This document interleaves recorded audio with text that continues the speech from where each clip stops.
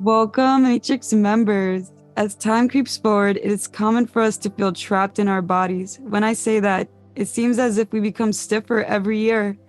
Finding new ways to stretch out and move our bodies seems like the right thing to do. However, our guest Yogi Aaron will show us a less common perspective about yoga and how stretching is killing us. Our guest Yogi Aaron is one of the most sought after teachers today. Yogi Aaron is trailblazing a new path in the yoga world, known for his unorthodox perspectives on stretching and flexibility, and how both cause more harm than good. His teachings aim to help as many people as possible live pain free lives to realize yoga's true intention. He is the creator of the revolutionary approach to yoga, applied yoga anatomy and muscle activation, AYAMA, and the online platform, the Yogi Club, host of the yoga podcast, Stop Stretching, author of Autobiography of a Naked Yogi, and the forthcoming book, Stop Stretching, a new yogic approach to master your body and live pain-free, and is the co-owner of Blue Asa Yoga Retreat and Spa in Costa Rica, where he leads the Yogi Club yoga teacher training immersions year-round for students all across the globe. Yogi Aaron's sense of humor, contagious laugh, and courageous, adventurous spirit and healing journey of overcoming pain and discovering and living his true purpose makes him stand out and favored leading yoga teacher today. Follow our show and bookmark our podcast so you don't miss out on our fantastic Matrix mentors. Welcome to the Organic Matrix, Yogi Aaron. Thank you so much for having me here, Samantha. I really appreciate it. It's an honor. What is your personal experience with chronic pain? And can you tell us about your journey of healing from chronic pain? Yeah, absolutely. I started yoga when I was 18 years old, and I started yoga because I really wanted to become more limber. As I looked around at older people, quote unquote, I noticed that there was two kinds of older people. One type was kind of like people who were stiff and just didn't have a lot of mobility in their body.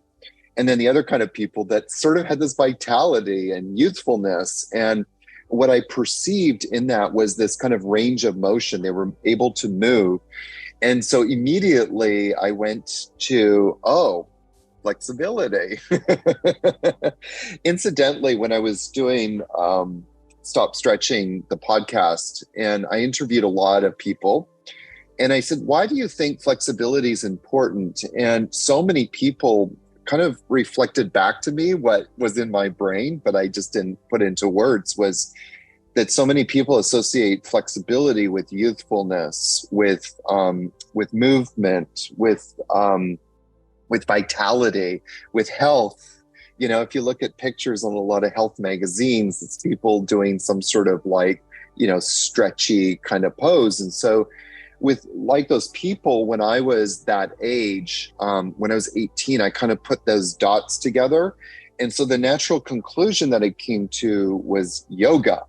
And if you ask a lot of people, why they do yoga, it's always like, I'm doing yoga to stretch, and I do my weights to work out. I bicycle for cardio, and I do yoga to stretch. And so that was exactly why I started doing yoga. I was like, I've got to stretch, let's just do a class once a week or twice a week to become more limber.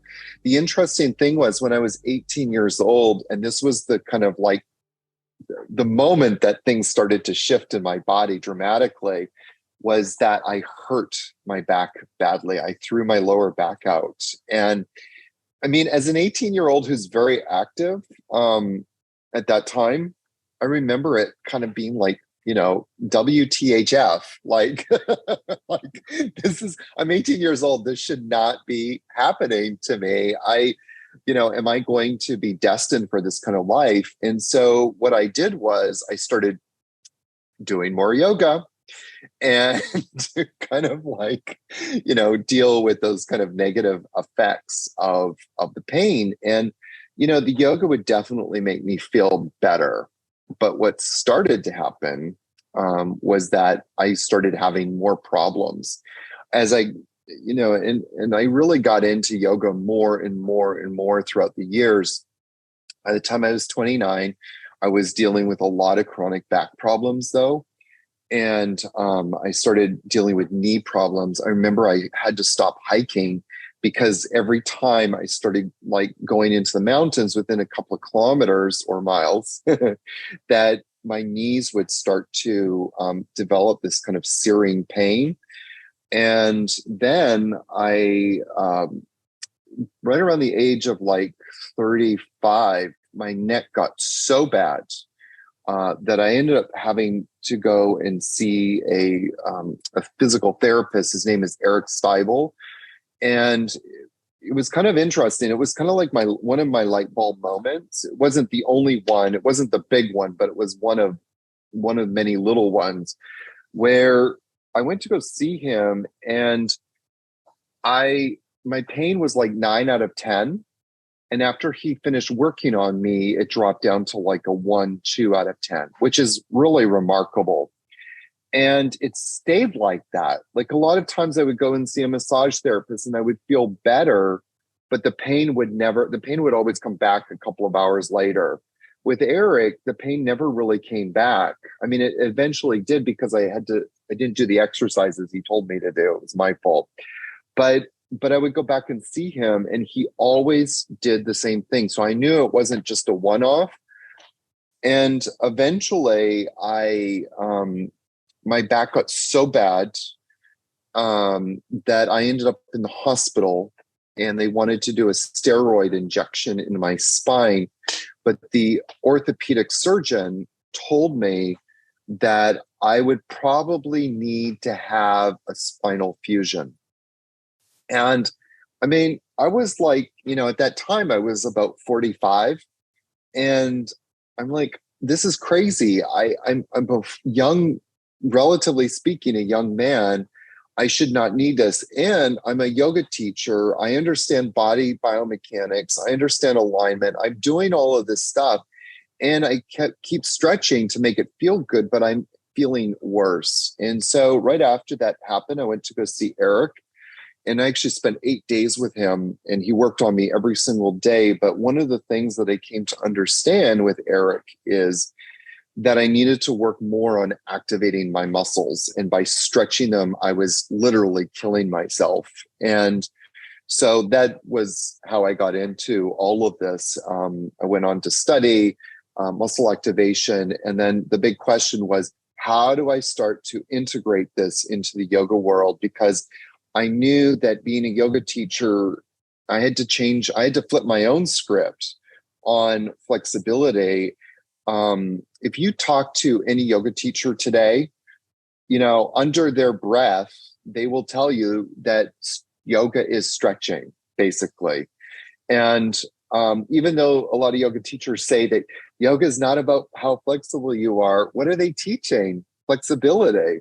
So that's what I'm all about now, is flipping the script and let's approach this from a different paradigm, because the old script isn't working and we're, fulfilling the definition of insanity, repeating the same thing over and over, trying to get a different result, and it's not working. I love that you're reinventing the perspective on yoga in the yoga world. And I say this like more westernized pop version of yoga because I love yoga. I got into yoga when I was a wrestler in high school because it used to help me with my injuries and the range Sure. of motion. And I would, when I was studying it, I never got to join like a yoga academy and really learn it. But what it helped me was it helped me activate underdeveloped muscles in my adolescent body. And that's why it Yeah. helped me with wrestling, because it gave me more body awareness that I needed to prevent injury. So the fundamental roots of yoga is about strengthening and strengthening skeletal muscle, right? In like India.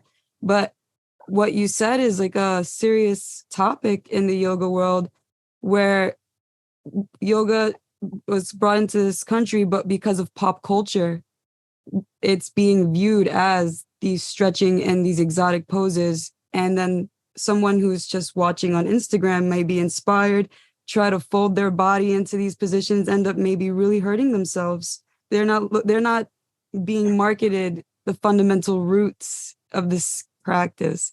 And I love yoga because it looks like just a physical exercise, but really it's a whole spiritual journey where you get to learn so much about yourself. Can you tell Hmm. us more about the spiritual perspectives on yoga as well? Absolutely. I would also just kind of back up what you just said by just kind of reiterating too that asana postures is just a very small portion of sort of what traditional yoga is really about. And that the idea of asana in and of itself, the way that we understand asana today, postures, is a new concept in the yoga world. There really wasn't a lot of postures that were practiced. And this sort of whole anthem of yoga postures is only, 50 to 100 years old. So that's one topic. But going back to your question, that a lot of people ask, or a lot of people make these kind of grandiose statements about what yoga is about. And I do that all the time as well, so I'm as guilty. but at the end of the day, there's kind of two themes of yoga, which actually kind of, if you kind of pull out 40,000 feet and look at all spiritual traditions, you actually see that they're saying the same two things. The first thing about yoga, and I would even say, Christianity, Hinduism, Islam, Judaism, I think that we can say that they're all really saying the same message, that life is a precious gift and we shouldn't waste it on stupid things, petty things, that we're here to fulfill life's purpose. We're here to kind of stretch the boundaries of, our human mind and reach literally for the stars. Literally. I mean, one of my favorite speeches in history, there's a few, but one of my favorite speeches in history is by JFK. We're going to the moon, not because it's easy, but because it's hard. And I think like that embodies so much of what yoga is telling us. Like, go for it, do big things, find out who you are and stretch the capacity of who you are. But there's a problem to that. And again, I believe that all spiritual traditions recognize this truth, that there's a problem with that, is that we get in our own way, that we are the manifestors, the architects and creators of our own self-created suffering. And so yoga really, and I'm a yogi, so I'm always going to be pro yoga more than any other spiritual practice. So no shade to anybody else. But I think that yoga, more than any other practice, really kind of directly head on addresses the causes of suffering, tells us exactly how we're messing up and what we need to do about it. And so that's why I love teaching yoga so much, is because of those. We can do those two things in dual action. It's not like you have to do one first and then do the other one. It's like we're constantly mindfully, yes, I'm reaching for the stars and I'm, removing my suffering. I'm getting to work on myself constantly. We actually see that when people kind of focus on one in the yoga world, a lot of people just focus on trying to feel better without dealing with their stuff. And it creates a lot of problems. I'll just leave that one alone, but it just creates a lot of problems. And so we have to be mindful of both of them, and that recognize, yeah, I've got some work to do. And I'm also pushing myself. And I think that's just such a beautiful idea, that life is such a precious gift. And every moment that we spend doing, that we're in our stuff, it's just like, it's wasted time. We can celebrate our failures, we can celebrate our victimness, we can celebrate, but who wants to do that? It's like every time we do that, we're just, it's a moment gone in our life. So like that's the beginning. It's like yoga is now, and in Sutra 1, and don't waste it. That's it in a nutshell. If the whole idea of posture came out around more or less 1,000 years after the Yoga Sutras was written. And so right around it was right 800 AD, more or less, that's when we started seeing like yoga postures being practiced. And it was really a way for people to access the potential energy, that potential universal energy that flows through everything in life. And we call it in yoga, we call it prana. So prana animates all of life. And within us is this limitless source of prana. And so by practicing posture, it was a way for us, for the layperson, for simpler people, to be able to access it, that we didn't need to go to a cave for all of our life, that, we could live a life in the real world, that we could have jobs, and we could do these postures to begin reorganizing that prana and direct that animated force into fulfilling life's purpose. I love that. It reminds me of how when, like in New Age philosophy, we consider like Buddha and like certain yogis, like thought leaders in the world, to be of like Christ consciousness. And so that reminds me of like bringing this beautiful wisdom to Gentiles, right? Welcoming it for us to be able to harness this vitality as well. And I love the way you describe it. It resonates with me and like my personal experience with yoga too. It's just so much to be aware of. There's so much to be grateful for, especially when we start looking within, start really like letting ourselves feel our bodies and where we're at. Yeah. I actually believe that what you just said, you didn't say, I don't think you said the word gratitude, but what you just said made me think of gratitude.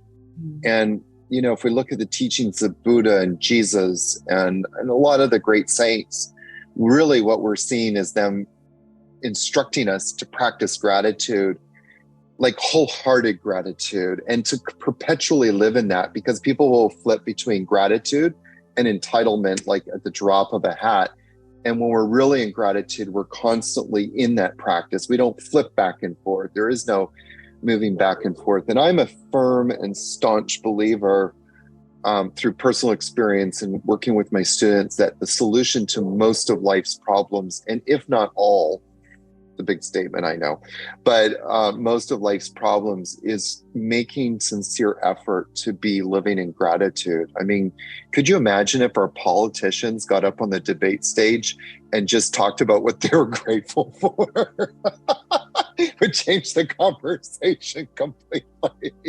I hope the right person hears this and takes that flip, because I think it would be the mature move in the direction our country needs. I would much rather vote for somebody who's transparent and says, hey, I could see where I align with my competition, and this is how I would take it if I were to have it in my own hands. It would be like Dale Carnegie would like celebrate in his grave. Absolutely. How did you come to create your yoga approach, applied yoga anatomy and muscle activation? And I love the name, it like rolls off the tongue, AYAMA. AYAMA, yeah. AYAMA, one of the questions I often get is AYAMA actually a Sanskrit word? And the answer is yes and no. The word yama, we actually see it in the 8-limb path. Yama means the restraints that we practice in life. And so anytime in Sanskrit you put a before a word, it's the opposite. So it's to live life without restraint, or to live without restraint. And another way of saying that is freedom, to live free. And I didn't plan that. Like, I did not intentionally, like, what's a great acronym, and then make the title. I just made the title. And then one day I realized, like, oh yeah, that means AYAMA. And there's the word, yama.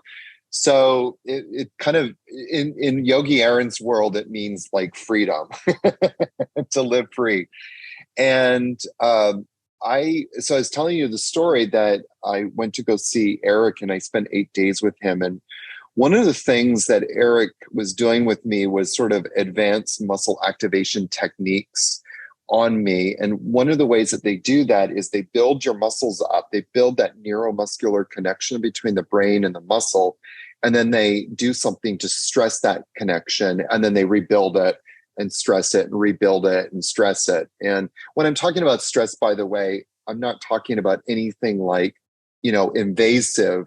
It's just moving the body slowly at different access points. And again, it's very passive, it's very gentle, but it has a detrimental effect on that neuromuscular connection. It's a passive stress that shuts muscles down.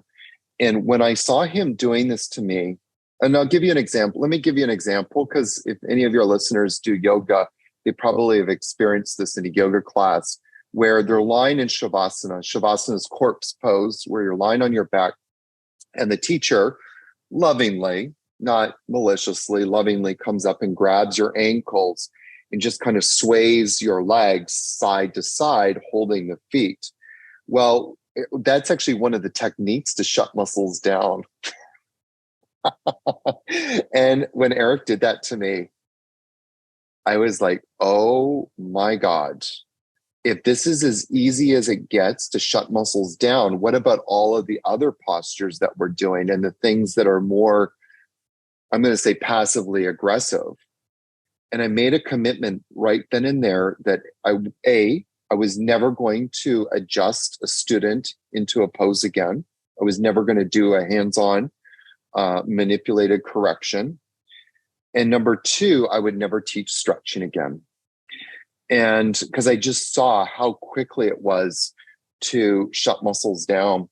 So that was the first step. And then the second thing that happened shortly after that was I felt like I really wanted to learn more in my own life. And so I started looking around at different courses, and I thought, why don't I check out muscle activation technique? At that time, a lot of their courses had moved online, and I talked to Eric. He said, you know what, Aaron, you're going to just eat this up. You're going to have a great time, and you're going to learn a lot, and it's really going to be easy for you because you're going to get it. So I went into it just like thinking, like, at worst, I'll learn something new. And at best, maybe I'll get some hacks and tips into my yoga world. And when I got into the course, I realized very quickly that everything I thought about yoga was wrong. And when I say yoga, I'm talking about right now the asanas, not the philosophy or the philosophical practices. I'm talking about just the way that we approach asana, the way that we approach posture. So that's just to be very clear on that point. And I just decided, I took Greg Roscoff's muscle activation technique, and to this day, I'm so thankful to him. He has invested his whole life into developing this technique. But the one missing connection, the one missing link was for yoga teachers. They're not yogis there. God bless them. They're not yoga people at all. And that's completely fine. They stay in their lane. But what I wanted to do was kind of see, how can I start to integrate this? And one of the ways that I did that was, like one of the most popular poses, for example, is triangle pose in the yoga world, Trikonasana, triangle pose. And so if your listeners don't understand triangle pose, Google it. It'll pop up right away. But if you don't have time to Google it, it's basically just a side bender. So if you're sitting and you think about like your left shoulder coming towards your left hip bone, and you're not bringing your right shoulder forward, displacing your right shoulder forward, that's a pure side bending pose. And so I started to look at like all of the different ways that we move the spine, and I started to see like, oh, there's a correlation.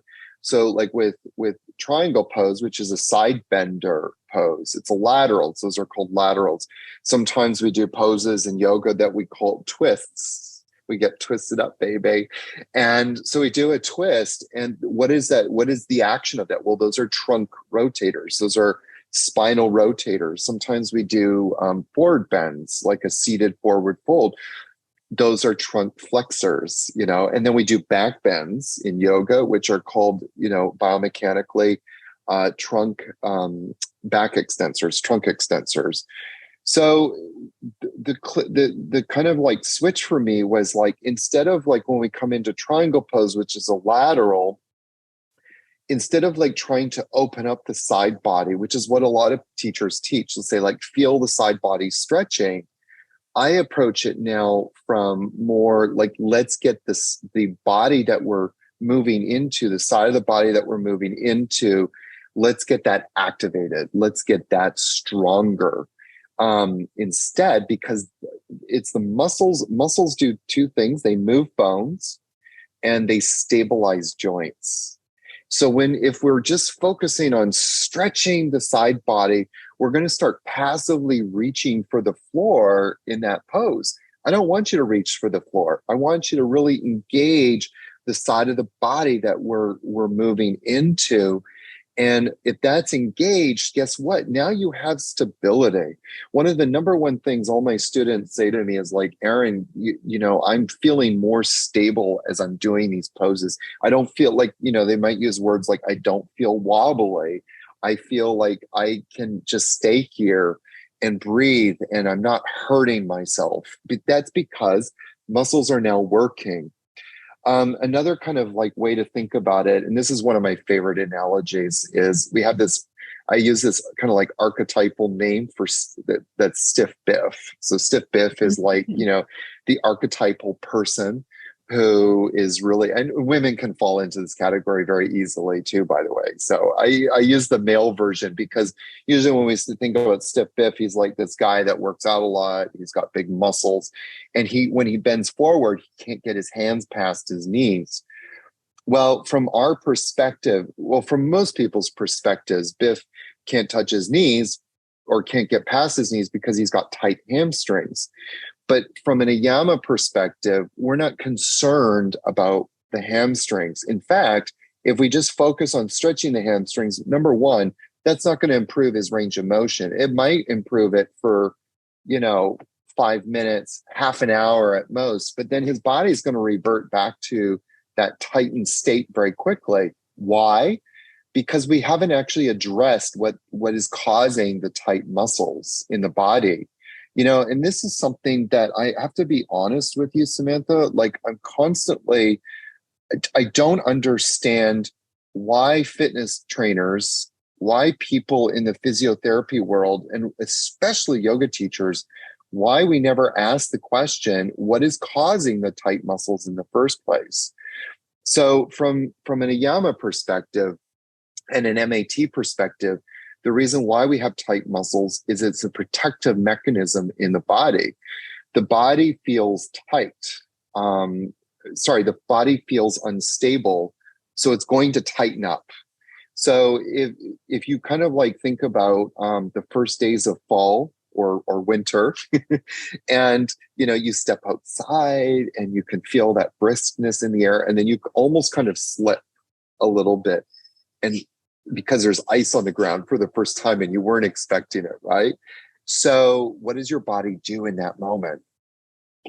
It tightens up. When the body's afraid, when the body is scared, when the body senses danger, when the body feels unstable, it tightens up. So that the hamstrings in stiff biff are tight because the body doesn't feel stable, which is kind of ironic because stiff biff, works out. He's, taking care of himself probably in the gym all the time. But the problem is that his brain is not connected to the muscles. And what muscles are they not connected to? Well, the hamstrings are the opposite muscles to the quads. So his quads are not engaging properly. And because the body doesn't sense stability with the quads engaging properly, it's going to tell all the muscles in there to contract, contract, contract, contract. And that contraction then becomes a tightened state of muscles. So if we really want to get the muscles, looser, if we want to use that term, or more flexible, we need to start addressing the opposite muscles. And so from our perspective, we're working on, let's when we fold forward, let's not worry about the hamstrings. I don't care about the hamstrings. I don't care about the lower back. I want to see the quads engaged properly. And of course, then we're starting to look at engaging the abdominals correctly. I love your approach. And this is it's right next to medicine. Recently, I had the privilege to interviewing a lot of doctors in the medical field. And and I mention this because it aligns with exactly what you said. Like, we have to ask the right questions. And the question is, what's the source of the problem, not to just Yeah. treat the symptoms. And it inspires me so much that you're bringing awareness to this topic, because I think this is where our consciousness is making a paradigm shift. Because if I'm blessed enough to be aligned with people like you who are waking us up out of our old model. We even think about how children were raised in the past, with the baby boomer parent, like the parents that are the baby boomers. A lot of our childhood raising was, if the kid cries, we discipline the kid. Like, Mm. don't cry or I'll give you something to cry about. That was the old culture. Yes. and and that was like just like how medicine was back then as well. It was like treating the symptom. If you're tired, here's some caffeine. And now we're starting to become aware of the impact this is having. And so Mhm. thank you so much for helping us get grounded and bringing up all Thank these you. fantastic ideas that we can all apply into our lives professionally and personally. Yeah. Can I just share a quick story with you? So I had this one woman come to my teacher training. I think she was 57 years old. Her name is Mary, and she's on my podcast. You can actually hear her. And one of the reasons why she said she did yoga was, and when we interviewed her, I had all the interviews and I was listening to them one day before I was teaching my class. And she was there, of course. And but I heard her say in the interview and the recording, like, she did yoga because she wanted to touch her toes. And so when I got to the class, I immediately got her on my table and I got all the students around and I said, "So Mary, you want to touch your toes, eh?" She said, "Yeah." So I got her to reach forward, not like to grab her toes, but just to see how far she was from her toes. So she was about 6, 7, 8 inches away from her toes, which already was a huge step up from where she was before she came to my training. So I did 2 muscle activation techniques with her. And when I was finished, she actually got 6 inches past her toes. And it was like, seeing is believing. And all the students, literally their jaws dropped to the floor. But what did I do? I activated her quads and I proved their ability to contract properly. I activated her core muscles, primarily her rectus abdominis, like this, what we sometimes call the 6-pack or the 8-pack. And that's all I really did. And by doing that, I was able to get that much range of motion. We went from about 6, 8 inches before the toes to about 12, 6 inches past the toes. It's 12 inches of range of motion. But here's the other thing. It's like, if you take a strap and just grab your feet and pull yourself forward, you're actually going to cause more problems in the long run, because now you're bypassing the body's own proprioception of where it is in space, right? So after you come out of that pose, your body doesn't know anything. It doesn't know where the hamstrings are. It doesn't know where your quads are. It doesn't know where your lower back muscles are. It doesn't know where your abdominal muscles are. And, one of the things you mentioned earlier was that you're, younger and you're a wrestler. Well, if you're a wrestler and you're going out on the mat with these muscles not working properly, that's a problem.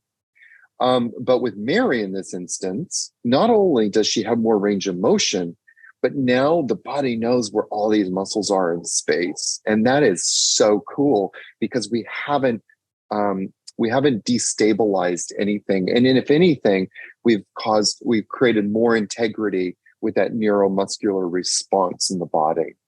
So anyway, I just wanted to share that with you, because I just think it's just like amazing to see how much more range of motion we can get just by getting muscles to work properly. I love that. So I based off like my personal relationship with yoga, I think that you're actually bringing it back to the roots in the sense that it's about body activation and learning how to move with gravity. And Hmm. I love it because it it's like we want to move with our bodies, like you said. If it's very easy for, and that's where discipline really shines through the practice. Is like you can force yourself into a pose. You can meet your body where you're at, activate Yeah, your muscles, take your time, and use it to like be mindful to the state of your condition. And that's where the spiritual practice of yoga becomes so personal and yeah, beautiful. I love this. absolutely. Um, how does Ayama help? Well, we answered some of these questions. I'm gonna edit this too, so I just wanna get Sure, grounded. no problem. So because of you changing the game from pop culture and yoga, you must have made some people angry. Telling yogis to stop stretching, telling yogis to stop stretching seems a bit controversial. What kind of feedback have you gotten in the community? A lot of pushback. There is one time I put a post in this. I'm on this yoga group, and I posted this article that I had written about why stretching is hurting us. And this person immediately popped up and said, what is this malarkey? And I find that a lot. It's like I become, in some circles, I become like the crazy cat lady, where people are like just, kind of mentally, not physically, mentally patting me on the head, going, "Oh, that's nice. You're so cute." And one of my friends, who's actually just with me right now, he's brought a yoga group to Blue Osa, but he was telling me that he's trying to get his teachers to stop teaching child's pose. Child's pose is like one of the number one yoga poses that is offered in the yoga world, but biomechanically and from a neuromuscular standpoint, it is the worst pose to do. If you want to mess your body up, practice child's pose, because you will be guaranteed to mess your body up. Because if you think about what child's pose is doing, you're overstretching the glutes, you're overstretching the lower back muscles, you're over shortening the trunk flexors, the abdominal muscles, you're over shortening all of the hip flexor muscles. So you're actually creating more instability by teaching child's pose. And my friend knows this to be true, because I've actually proved to him what happens. Like, because in my line of work, one of the things that I can do is I can test muscle function. We test muscles' ability to contract and contract on demand. When we're talking about stability from a muscular perspective, we're talking about the ability to contract and contract on demand. And so I did this with my friend one time. I was showing him like, "Hey, your muscle's strong. Do you agree it's strong?" We tested, it's strong. He can feel it's strong because he felt like what it was like when it was weak, and he felt like what it was like when it was strong. And so then I had him go into child's pose for like 20 seconds. And then we came back and we retested those muscles. Every single muscle in that whole axis tested weak. All the trunk extensors, all the lower back muscles, all the abdominal muscles, all the hip muscles, both front and back, every muscle tested weak. And so he's tried to get some of his teachers to stop doing child's pose, and he hasn't been really pushy about it, but none of them are listening to him. And it just, there's this whole kind of idea in the world, like, it's like I said, the blind leads the blind. And we just kind of like clomb onto an idea, and we believe it's true because we need to certify who we are in the world. And that edification of self comes from our attitudes, judgments, and beliefs about the world, our paradigms. So when our paradigms are challenged, we feel threatened. And so it's been this kind of really hard thing, Samantha, to balance, like, how can I have respectful conversations, but also come back to truth? And so I've been kind of balancing those things, like not disrespecting a person and where they're at necessarily, but also just trying to gently like show them like, "Hey, this is hurting you, and there is a solution, and this is the solution. We don't have to teach stretching in yoga. a lot of yoga teachers feel very threatened, extremely threatened. One of my best friends is a yoga teacher, and she was helping me with the course recently.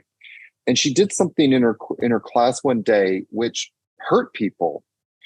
And it was really like hard for her to hear that. And to this day, I think she's angry at me for telling her that she hurt people. She is angry. And she felt very disrespected, very, she pulled out all of this kind of like, this stuff that we hear, like, I don't feel seen and blah, blah, blah. And that wasn't my intention. My intention is to create safety, and it's her intention as well. But we have very different definitions of that. My definition of safety is don't teach stretching. And she did teach stretching, and she hurt like 3 individuals specifically in that class. And by teaching stretching, and it's just hard for people to hear. One of the things that she said to me was, "But Aaron, we're teaching yoga." And I said, "Yeah, we don't have to teach stretching to teach yoga." And she turned back and she said, "But that's what yoga is about." And I almost like fell over, because she's the kind of person that's like really into the whole philosophical side of yoga, probably more so. But to hear her say that was just, it was like a light bulb moment to teach me, to show me how hard it is to break through this wall. So I'm not trying to necessarily reach yoga teachers as much as I'm just trying to reach people that know, that either intuitively have felt like the stretching business is wrong, or have either been injured a lot, or are kind of people that really innately want to learn how to be stronger, more stable in life, so that they can go out and manifest and live their life purpose. So I feel so called to mentioning the concept of a stone Buddha. Do you know about that? I haven't heard this analogy or story before, so. Oh, fabulous. You remind me of it. You're a true pioneer, and I really respect your courage and the position that you're taking. And so there's a saying in Buddhism that one time a disciple came to Buddha and said, "How do I become a Buddha? I've been meditating, I've been doing yoga, I've been chanting, and I just don't feel enlightened." And Buddha's like, "Well, you'll never become a Buddha trying to become a Buddha, because then you'll only be a stone Buddha, a Buddha that walks and talks like a Buddha, but doesn't feel and have the essence of nirvana." So the idea was that you will never be where you want to be in life trying to become it. So like that fake it till you make it can only get you so far. You have to live it. And you have to learn how to step out of the ego and connect it to applying it to real life. Yeah. And it sounds like your friend, you've given her a gift, truly, because you're helping her in a human, earthly sense. You're helping her avoid getting problems in her practice with like clashbacks, bad reviews, and lawsuits. And then on the other hand, you're helping her in her spiritual journey by giving her an opportunity to approach something different and to be flexible in mind, which is a very big principle in yoga, is mental flexibility and adaptability. And I hope that she can come to feel your gesture as endearing as it's intended to be, because it's scary to let go of our attachments, but that's exactly what we're trying to do on this path of freedom, to let go of what holds us back. So I wish her well, and I hope that she can see the gesture for what it was meant to be. And I appreciate you sharing the story.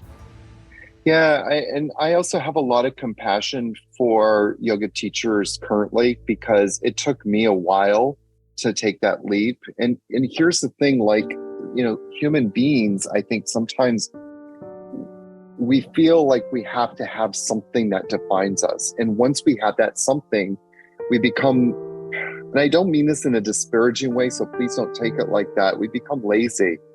And we stop trying. We stop trying to be better. Because we're already better. We're already enlightened. So why do I need to become more enlightened? And again, I'm not being disparaging. I'm just talking about the human condition. And we always have to push ourselves to discover truth. For myself, when I there was a light bulb moment. I had a few. Remember, I said I had a few, but one of them was in 2015, and I was like, I should not be teaching stretching anymore. And I really struggled, Samantha, because I thought, if I don't teach stretching, how am I going to teach yoga? And so here's the thing. The good news is I figured it out. I figured it out. And so hopefully yoga teachers can acknowledge that and see that and run with it and take what I've done. And because what I've done and the way that I present and the way that I did, it's not a big leap. It's a very small leap, but you do need to invest a couple of hours of your time to kind of make that own switch in your own brain. And that's like with my friend I was just talking about, one of the things that she said to me, which really kind of drove home this point, is like, Aaron, I've taken this course with this person and this course with this person. I traveled all over the country for X amount of years with this person who was my anatomy teacher. I did this in the physiotherapy club, blah, blah, blah. And so there's all of this kind of like, again, this isn't a disparaging remark per se, but it's all of this kind of self-righteousness. Like, I've done all of this stuff. And so, and what she said was very fascinating. I don't have time or the bandwidth or the space to learn a new approach. And so what you're kind of saying is, I would rather teach what I know is hurting people rather than learn, something new that can actually empower people. I thought that was really poignant. And it wasn't so much a commentary on her as I think as a commentary on where we're at. And that's the glass ceiling that I'm trying to break through. And thank you for that, because this is the ceiling that is that dome that's really like blocking us from reaching our true human potential. Because that I'm so with you on the human condition type of perspective, because we're just trying to help.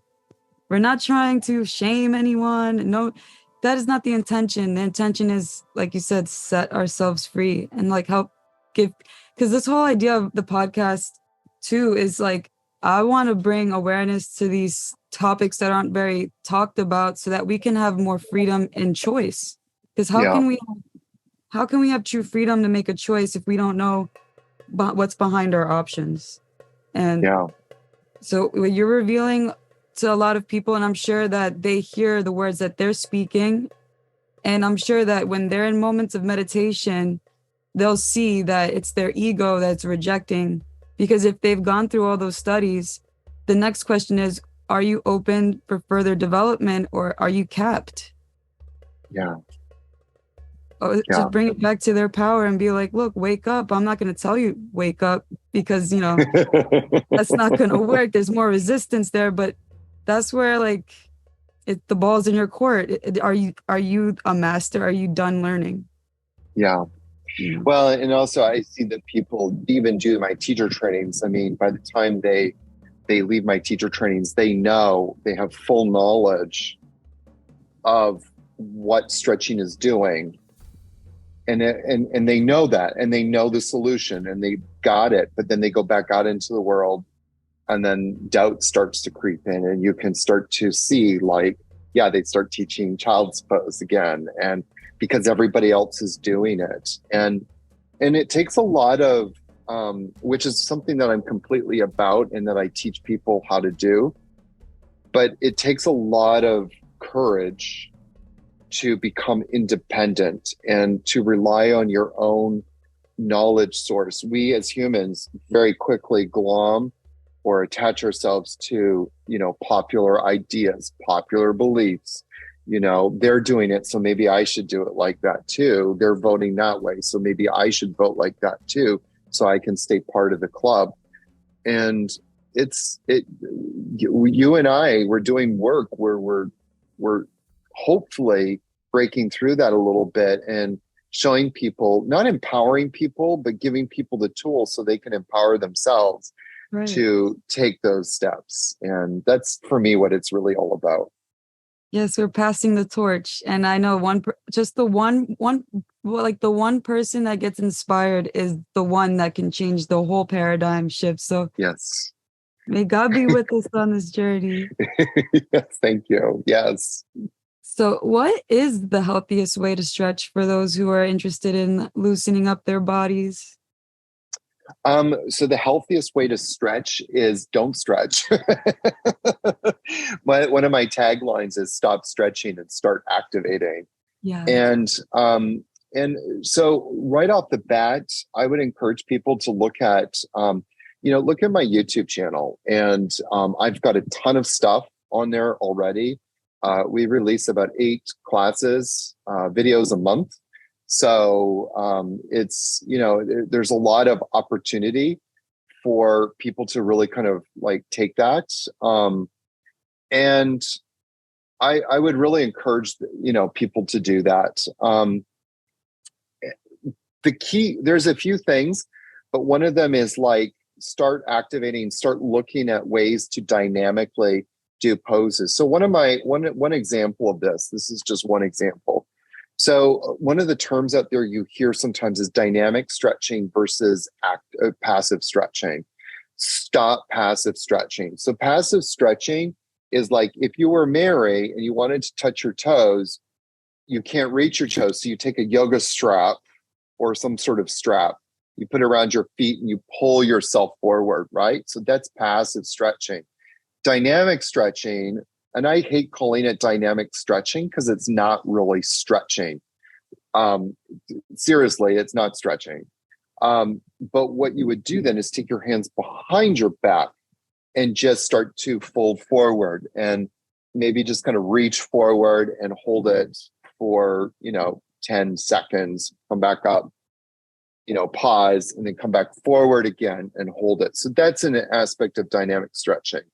Another example of it, which is one of my favorites actually, is if you're lying on the floor and you want to stretch your hamstring, what you would normally do if you're lying on the floor is bring one leg so that it's 90 degrees. So the leg is at 90 degrees with your torso. Again, you might either grab the leg and pull the leg towards you, or you would take a yoga strap to the foot and pull yourself, to your leg, or pull the leg to your torso. Eliminate the strap and eliminate your hands. Just bring the leg up as high as you can and pause there for X amount of seconds, and then lower the leg back down.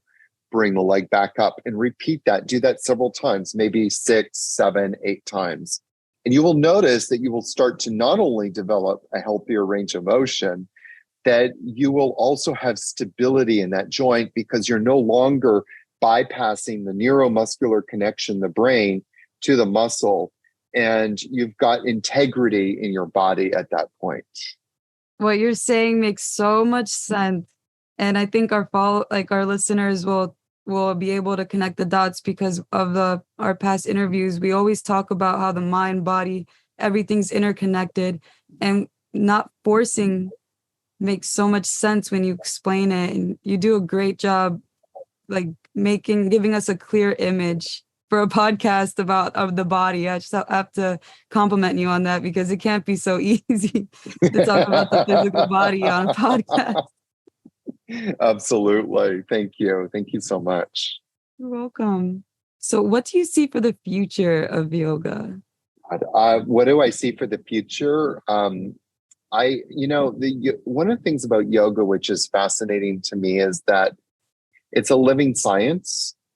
And whether you want to say it's a living science on how to feel better in your body, or a living science in how to evolve spiritually, it's a science. And so we take the ancient teachings, and as we progress, in science, we can start to advance our own health, advance our own understanding.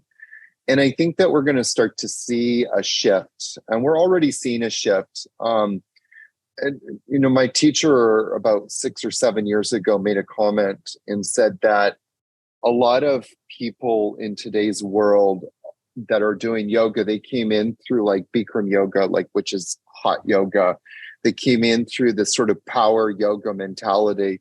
Some teachers are, they come in through a teacher playing AC/DC in their yoga classes, which is, and I don't want to judge people. I don't want to judge people for how they come to yoga, because I think that all of us come to yoga with the practice, with a certain intention. I want to stretch. Namaste. If that's your intention, that's why I came to yoga. I started off this conversation saying that. But what happens is there's a light that starts to go off. And at that moment, you realize there's more to this. There's got to be more to this than AC/DC, right? And so when that light happens, that's where the real potential starts. And the student goes, okay, who else is teaching in a way that is more conducive for me to reach that state, whether it's physiological. What I'm trying to do is bridge more. I'm trying to more bridge the physical and the spiritual, and they are intertwined. And the reason why that they're intertwined is because if I'm in pain in my body, I can't do anything in life. I remember in one teacher training, I had this young girl come, 22, and she threw her back out. I think it was her QL, like it just became inflamed. Her whole lower back became inflamed. And this happened like on day 2 of yoga teacher training. And I was like, she was down for the count. She could barely get out of bed, 22 years old. And by the way, that was another light bulb moment for me, because I was like, I need to have the tools to fix people. And I wish I knew then what I know now, because I could have fixed her. But but that's just like testament to everybody who, when we hurt ourselves, we can't live life's purpose. Part of my purpose in life is to be outdoors, to hike in the mountains, to, literally, physiologically be a trailblazer. I love hiking. But if my body's in pain, if my back's out, my knees are hurting, I can't do that. And I can't live in my purpose. So I feel like it goes back to, we need to feel better in our body to free up that energy. When we're in pain, there's a part, no matter how much pain there is, physiological, mental, part of our brain, part of our mental energy, part of our life force energy is constantly going to that pain. So part of my mission is to get people pain free so they can feel that energy to live their life purpose. God bless you, because it was a big part of my journey. And I see this as a divine synchronicity, because when like 2 years ago, I was in like the worst health of my life. And I was only 23 years old, and I had like problems with my lymph nodes. I found an elixir from a company called Live Ultimate that is 25 superfoods. It cleansed me. I started healing, and it made me realize, I said, if I start getting more energy, I'm going to put that newfound energy in what's serving me and my higher purpose, because I realized that my physical pain was preventing me from enjoying my company with my family. It was making me cranky during the holidays because of the weather. And I did not feel like I could have, like, if I had children, I wouldn't understand how I would be able to take care of them. And I was so young. So I was like, something needs to change. And I love that you're here helping people that were in a position that I were in. And it's even better because you're a human, not just a supplement. So you have so much more wisdom to offer. Thank you. That's very kind. Thank you. You're welcome. And I have 2 challenges for our Matrix members today in honor of our talk with Yogi Aaron here. I challenge you guys to write something you're grateful for in your life today, in any dynamic aspect, and tag us on social media. We would love to hear it. And I challenge you to do 30 days of Yogi Aaron's YouTube channel, yoga trainings. That's what I'm gonna plan on doing. And let's learn from Yogi Aaron. Thank you so much. Thank you. I really appreciate that, Samantha.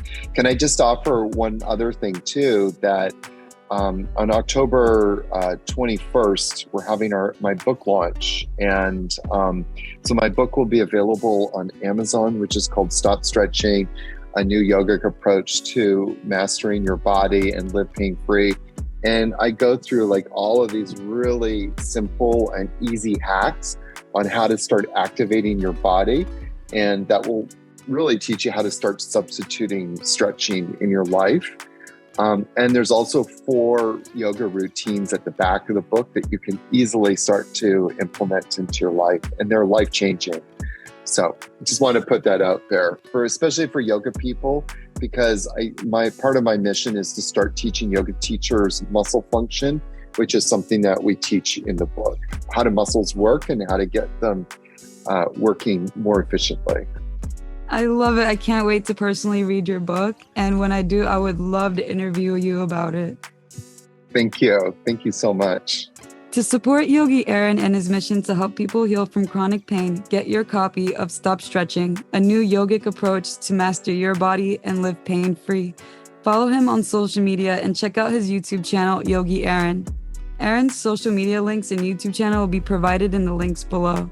Chronic pain can be crippling. Please tag us if Aaron's wisdom supports you on your journey.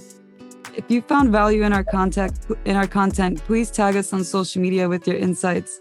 All feedback is welcomed and helps observe our fellow Matrix members. To stay up to date with our Matrix mentors and what we have in store for you, bookmark our website and subscribe to our podcast and YouTube channel. It was great to have you with us on the Organic Matrix, and we'll love to see you on the following download. Thank you, Yogi Aaron. Thank you so much, Samantha. Appreciate it.